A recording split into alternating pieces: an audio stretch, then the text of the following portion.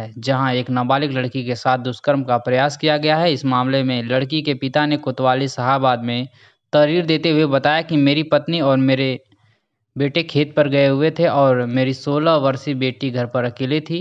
बेटी को अकेला देख गांव का ही एक युवक घर में घुसकर मेरी बेटी से दुष्कर्म करने की कोशिश करने लगा। उस पर मेरी बेटी शोर मचाने लगी, जहां पर गांव के लोग आ गए, जिससे मेरी बेटी बच गई, जिसकी शिकायत अब हमने कोतवाली शाहाबाद में की है। क्या कुछ कहा लड़की के पिता ने, आइए आपको सुनवाते हैं। कोतवाली क्यों आए? हाँ, रिपोर्ट दर्ज करने आए साहब। क्या हो गया?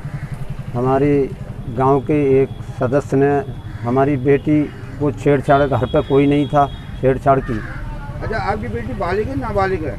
नाबालिग है सर। अच्छा, ये जो आपकी बराबर में खड़ी है ये आपकी बेटी है? हाँ, हमारी बेटी है। तो ये कहाँ थी? ये घर पे अकेली थी। अच्छा। हम खेत में काम करने गए थे, मेन था में खाद लगाने गए थे, हम और हमारी घरवाली दोनों लोग। अच्छा। और हमारा लड़का जो है वो ढकिया गया था, वो भी घर नहीं था। और एक सदस्य ने एक सदस्य ने हमारे घर पे, हमारी बेटी अकेली थी, उसको पकड़ के कमरे में को खींच रहा था, हाथ पकड़ के। कोई ऐसी वैसी बात तो नहीं हुई?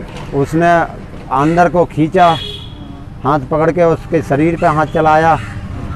फिर उसने चिल्ला पड़ी लड़की, तो हमारे पड़ोस से एक कांता देवी, गुलफान की पत्नी, वो इनके शोर मचाने से बच गई। हाँ, तो वो जो है साहब मतलब बचाई उसने। कोई किसी तरह की कोई बदतमीजी तो नहीं हुई ना?